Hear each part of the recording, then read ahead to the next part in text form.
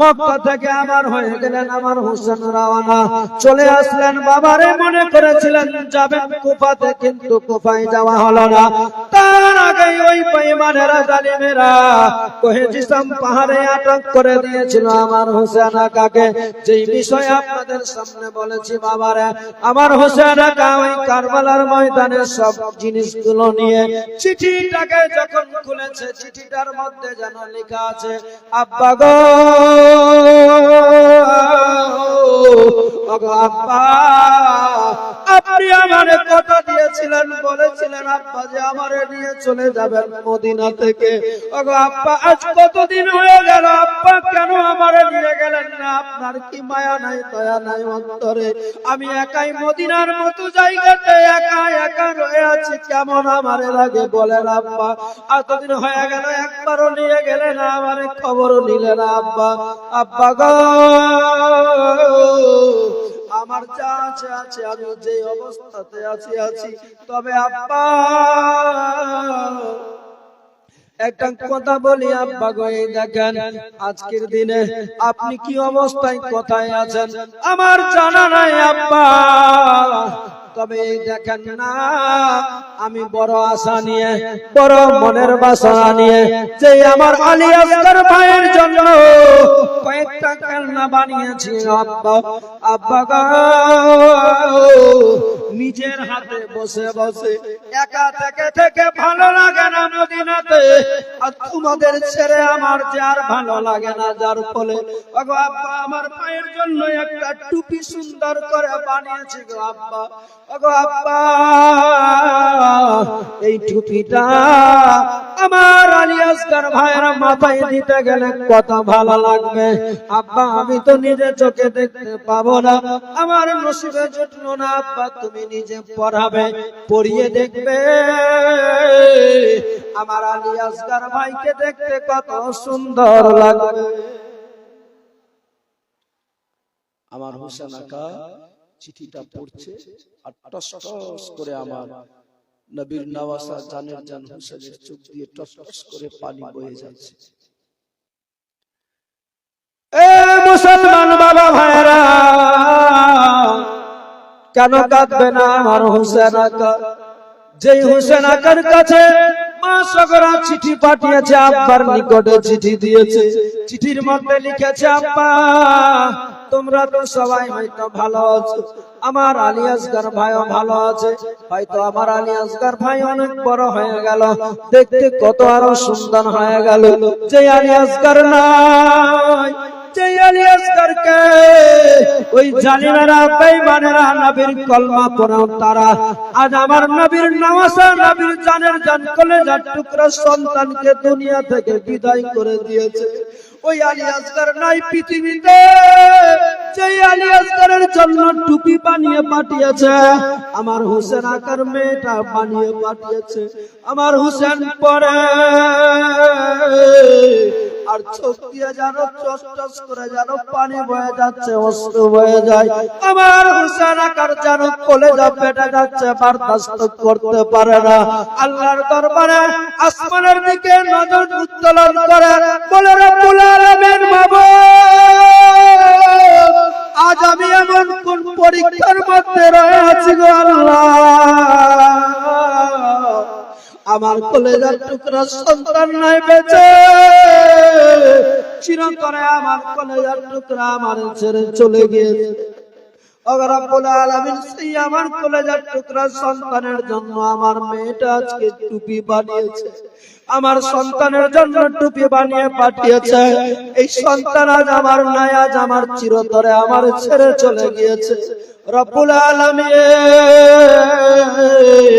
যে মেয়ের কথা দিয়েছিলাম তারা আনতে পারলাম না, আমার মেয়ে জানে না আমি এখন কি অবস্থাতে, কোথায় আছি, কি মুসিবতে। আল্লাহ, এখন আমি কি করি, কোন দিকে যাই? আমার হোসেন আকা সেই সময় চিঠিটাকে নিয়ে, পটলাটাকে নিয়ে সেই সময় পাচ্ছেন, আর লাস্টের দিকে লিখেছে, আব্বা, আব্বা গো, মদিনার মতো জায়গাতে আমি এত লোকের সামনে কান্না করলাম গো আব্বা, এত লোকের সামনে আমি লোকদেরকে ডেকেছি, কেউ আমার জিজ্ঞেস করে নাই, কেউ আমার কাছে এসে বসলো না, কেউ জিজ্ঞেস করলো না। আব্বা গো, এই লোকটা বড় ভালো মানুষ, এই লোকটা, এই চাচাটা আমার নিকটে এসে আমার মাথায় হাত বুলিয়ে আমার প্রতিটা কথা শুনেছে গো আব্বা। আব্বা গো, তাই আমি লোকটাকে কিছু দিতে পারি নাই। আব্বা, আমি চাই তুমি একটু লোকটাকে কিছু দিয়ে তার মনটাকে আনন্দ দিবে, সে যেন খুশি হয়ে যায়, তুমি এমন ইনাম দিবে। কারণ ওই লোকটা মদিনা থেকে তোমার নিকটে গিয়েছে। আব্বা, আমার কাছে কিছু চাইনি, আব্বা আমার কাছে দিওয়ার মতো কিছু নাই, তাই জানালাম তোমারে। আব্বা গো, একটু পারলে আমার এই লোকটাকে দিয়ে একটু তাকে খুশি করে দিবে। আমার হোসেন আকা এই কথা শুনে আরো যেন চোখ দিয়ে যেন আরো টসটস করে পানি বয়ে যাচ্ছে, কলেজা ফেটে যাচ্ছে, আর সহ্য করতে পারে না। ওই হোসেন আকা, আমার হোসেনের চোখে পানি। কেন কাঁদবে না বাবা, কেন কাঁদবে না? যেই হোসেন আকা আর নাই কিছু তার পাশে, একা যে সময় যাচ্ছিল কারবালার প্রান্তে, সেই মুহূর্তে এসে ওই মদিনা থেকে লোকটা হাজির হয়েছে। আমার হোসেন আকা সেই সময় বলেছিলেন, ভাই রে, আমরা সেই ঘরানা, আমাদের ঘরে, আমাদের বাড়িতে যারা এসেছে কোনোদিন কেউ না খেয়ে ফেরত যায়নি, কোনো সাওয়ানি এমনিতেই ফেরত চলে যায়নি। আমরা না খেয়ে অন্যের খাবার দিয়েছি। আমরা তো তারই সন্তান আছি, যে মা ফাতেমা খাতুনে জান্নাত নিজে না খেয়ে অপরের জন্য খাবার দিয়েছে, নিজে না খাবার খেয়ে অপরকে খাবার খাওয়িয়েছে। আমরা তারই সন্তান। ভাই, তুমি এসে যখন হাজির হয়েছো, যখন তুমি এসে আমার কাছে উপস্থিত হয়েছো, তুমি জানো এখন আমার কাছে দিওয়ার মতো কিছু নাই, তবে আমি এখন যাব কারবালায়। দেখতে পাচ্ছ আমার যতজন ছিল আশিক প্রেমিক, খাদিম, খদ্দাম, চাহনেওয়ালা, সবাই আমার কাছ থেকে আজ চলে গিয়েছে কারবালার ময়দানে। সবাই দ্বীনের রাহে, ইসলামের খাতিরে সবাই গিয়ে শহীদ হয়ে গিয়েছে। ভাই রে, তোমার জন্য আমার মেয়েটা এসে জানিয়েছে, ভাই আমি তোমারে কি দিয়ে তোরে সান্ত্বনা দিই। আমার হোসেন আকা সেই সময় তারে সঙ্গে নিয়ে খিমার দিকে যাচ্ছে, আর গিয়ে হোসেন আকা আমার সেই সময় গিয়ে মা শহরবানু, মা সগরা সবাই দাঁড়িয়ে আছে, দেখছে আমার হোসেন আকা এসে আবার খিমার দিকে হাজির হচ্ছে। আমার হোসেন আকা সেই সময় হোসেনের দিকে দেখে বলেছিলেন, ওগো আকা, ওগো আমার মাথার তাজ কি হয়েছে?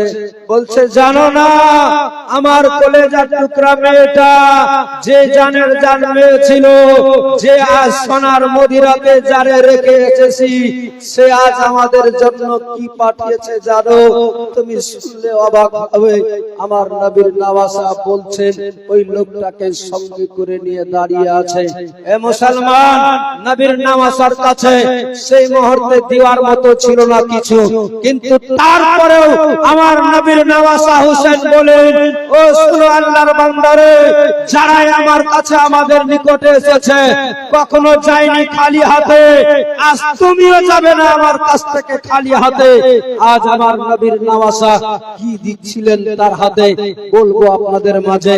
তার আগে একটু পারবেন মুক্ত হস্তে 5 পাঞ্জাতনের নামে আহলে বাইতে আথারের মুহাব্বতে একটা আল্লাহর বান্দা 1000 টাকা দান দিতে। একজন আল্লাহর বান্দা আলে নবীর মুহাব্বতে, নবী খানদানের মুহাব্বতে 1000 টাকা পারবেন দিতে।